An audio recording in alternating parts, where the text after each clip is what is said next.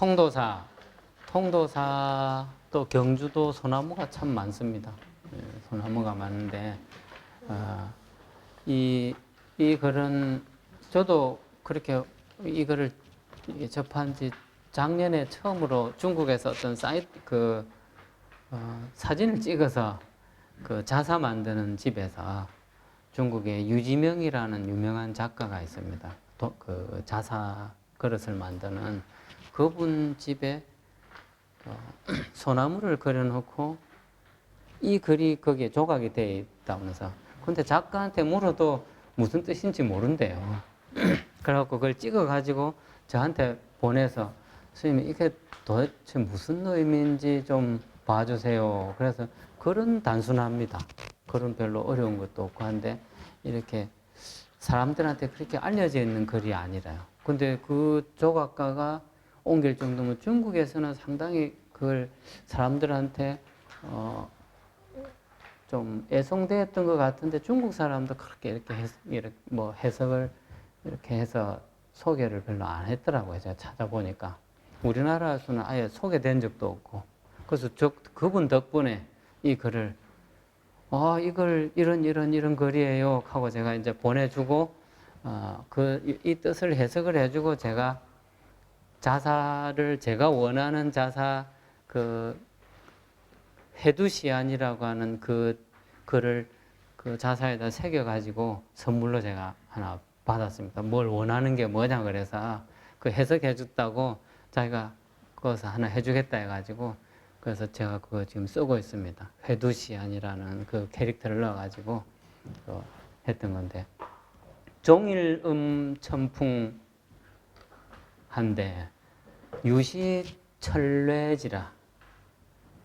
문거하지 하니 공락 소인이로다. 소인이로다 하는데 그 밑에 소인이 다음에 소인이라 하네. 이렇게 토를 붙여 놓으십시오. 왜 그렇게 붙여 놓냐면 지금 이거는 소나무 숲에 바람이 부는데요. 이 배경은 그렇습니다. 소나무 숲에 바람이 부는데 바람이 끊임없이 계속 불지는 않잖아요. 근데 불다가 어느 때는 문득 뚝 끊쳤다가 한동안 또 조용했다가 또 어떤 때 막 바람이 다시 또 솔바람 소리를 내면서 막 불어옵니다. 그래서 또 뚝 끊쳤다가 또 어느새 또 불어오고 이런 상황인데 이 세 번째 구절은 이제 여기에서 그 사람이 무슨 의미인지에 그걸 연결을 못했던 것 같아요. 이거는 지나가는 어떤 노인이요. 그 그림에 노인과 동자가 하나 같이 그려져 있습니다. 그 소나무 밑을 지나가는 그 노인과 동자가 있는데 그 노인이 소나무에게 묻는 겁니다. 그래 물으니까 네 번째 구절은 저 소나무가 답을 하는 그런 구절입니다. 조금 그 소나무를 의인화를 해서 지금 이 한 폭의 그림을 지금 완성을 해 놓은 거거든요. 종일음천풍, 종일토록 소나무 숲에, 여기 소나무 숲이라는 내용은 없지만은 이게 이 제목이 천송령인가 그럴 겁니다. 아마 이게 소나무 숲에 종일토록 바람이 불어오는데 유시철례지라 때때로, 유시라는 말은 그런 말입니다. 때때로 또는 간간히 문득문득 뭐 이런 의미가 들었습니다. 이 유시는 문득문득 하늘피리 소리가 그치네. 이 말은 하늘피리란 말은 솔피리를 저번에 이야기했죠. 모령금. 이거는 이제 하늘피리 소리니까 자연과 자연이 만나서 들려주는 소리라. 그래서 하늘피리라 그럽니다. 피리 뢰자입니다. 저게 대죽변 밑에 있는 뢰 피리라는 뜻입니다.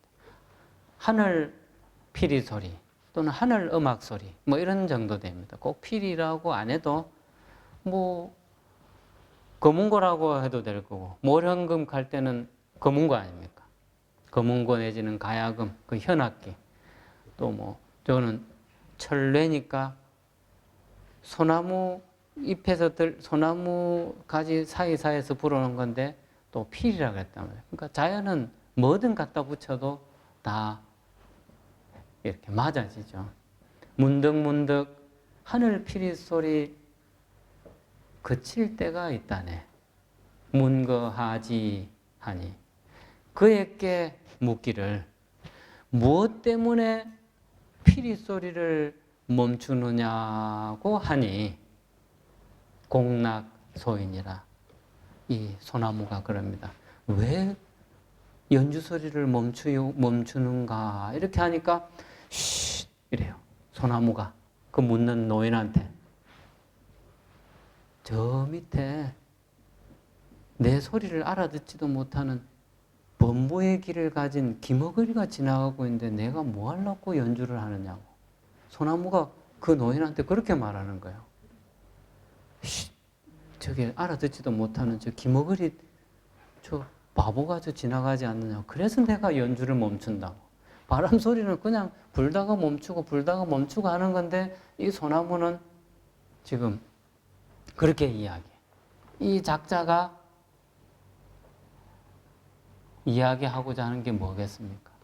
우리가 어떤 깊은 이야기를 이렇게 하다가도 알아듣지 못하는 사람이 그 자리에 있을 때는 참 이게 맥 빠집니다. 또 뭔가 와서 전혀 접수되지 않은 사람이 딴소리를 막 그냥 해서 이게 하면 또 그 자리가 이상해집니다. 지금 뭔가 오케스트라 웅장한 음악이 지금 연주가 될 때 갑자기 뭐 그냥 깡통을 하나 들고 와갖고 막 두드리는 사람이 있다 생각해 보십시오. 정말 이거 상황 무서워지지 않습니까? 그러니까 이분이 하고 싶은 건 내가 아는 아주 소중한 거, 내가 아는 아주 이 귀한 거는 아무한테나 이렇게 선뜻 보여주고 싶지 않은 그런 거 있잖아요. 내만 딱 알고 싶고 내만 간직하고 싶고 하는 뭐 이런 그게 사람은 그런 심리가 있습니다. 조금은 무시당하는 기분이지만은 이 글에서는 근데 누구나 다 있습니다 그런 거. 근데 여기서는 소나무가 사람한테 꼭 그렇게 의인화를 시켜가지고 그렇게 하는 것처럼 그만큼 이 소나무의 어떤 그 절개나 어떤 지조 이런 것들이 굉장히 청하고 막다는 거. 나는 아무한테나 굽히지 않는다. 어떤 선비의 지조일 수도 있고 수행자의 어떤 정말 변하지 않는 자기의 의지일 수도 있고 이 소나무의 의미가 그런 의미가 여기에 많은 의미가 지금 담겼습니다. 이걸 글은 20자밖에 안 되지만 이 글 속에는 각자가 하고 싶은 말 또 마음속에 담고 있는 것을 여기에 맞추면 맞을 겁니다. 내 거는 절대 아무한테나 보여줄 수 없어. 뭐 이런 거 있잖아요. 종일토록 소나무 숲에 바람이 불어오는데 음이란 말은 분다는 겁니다. 뭔가 흥얼거린다는 말이죠. 그러니까 불어오는데 때때로 하늘 피리 소리 그치는 때가 있다네. 소나무에게 묻기를 그에게 묻기를 무엇 때문이냐고 도대체 무슨 생각으로 연주를 멈추느냐고 하니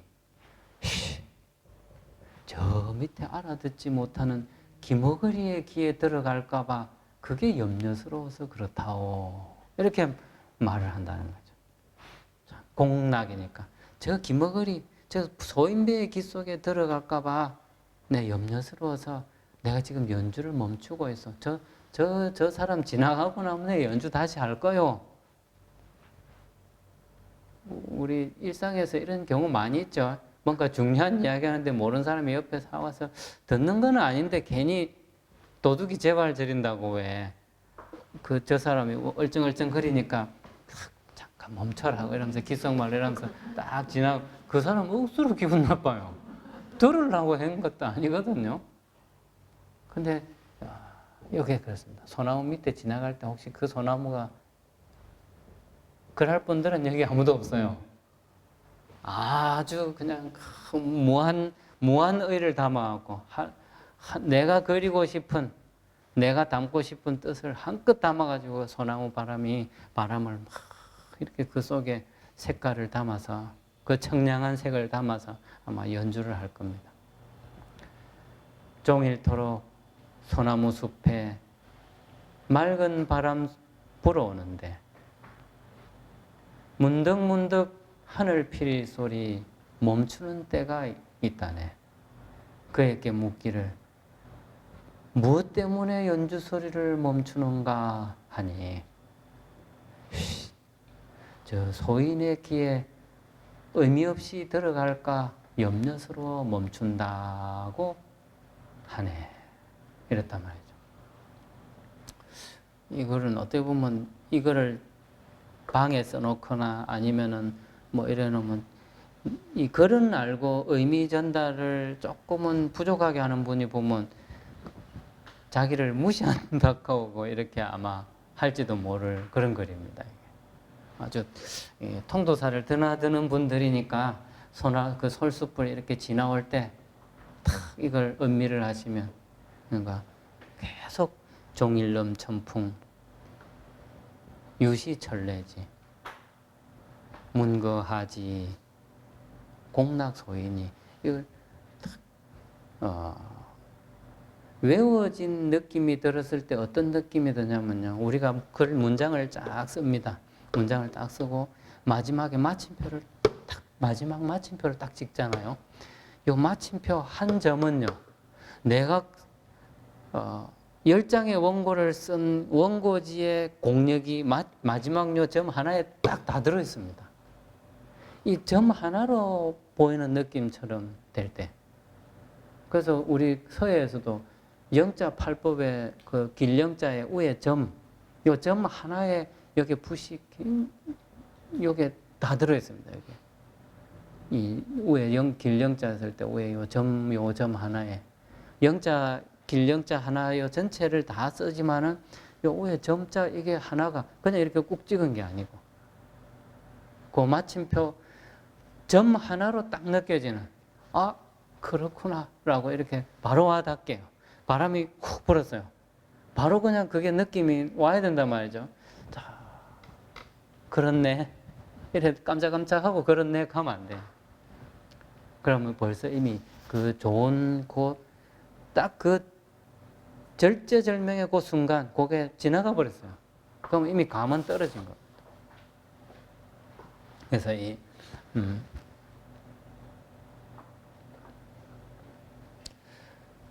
요걸 했고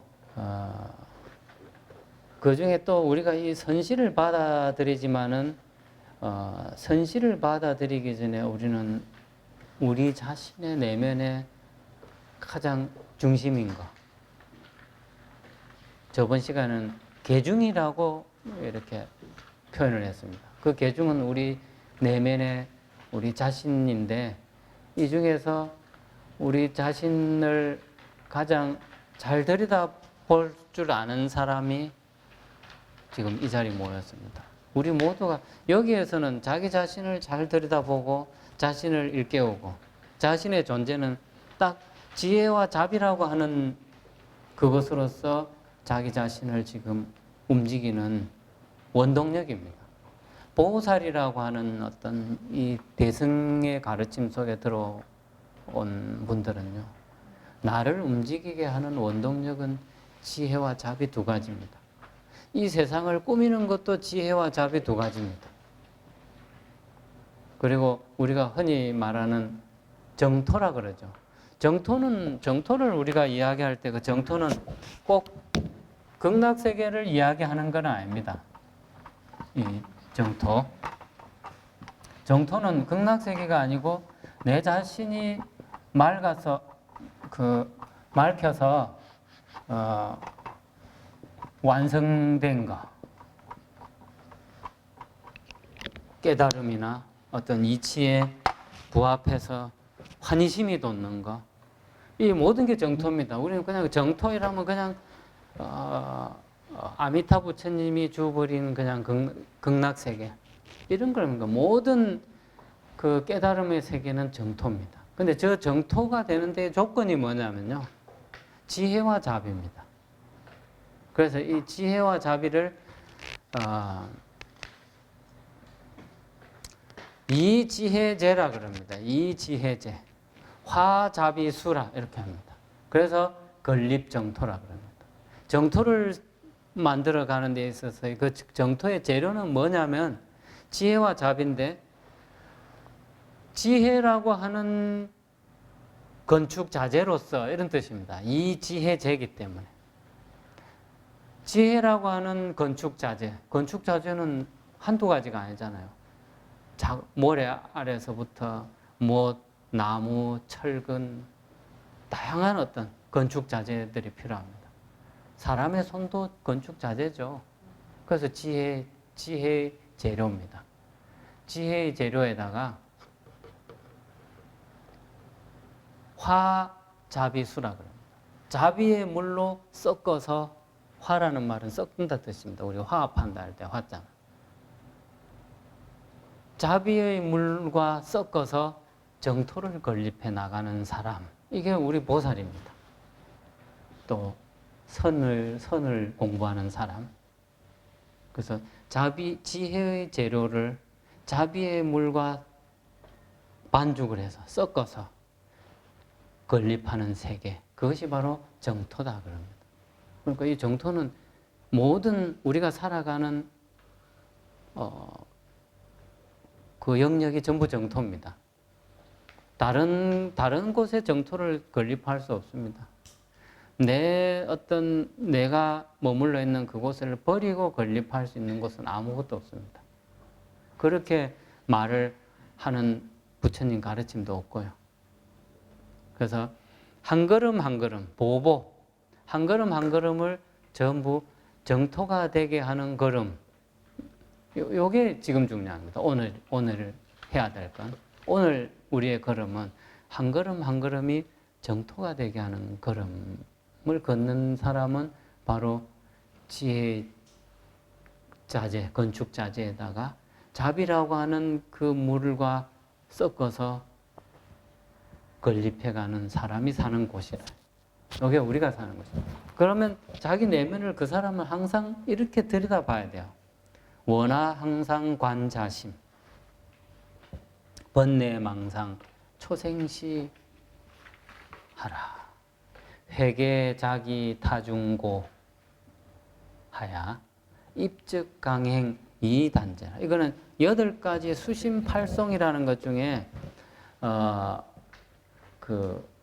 개의 그 중에 한 개입니다.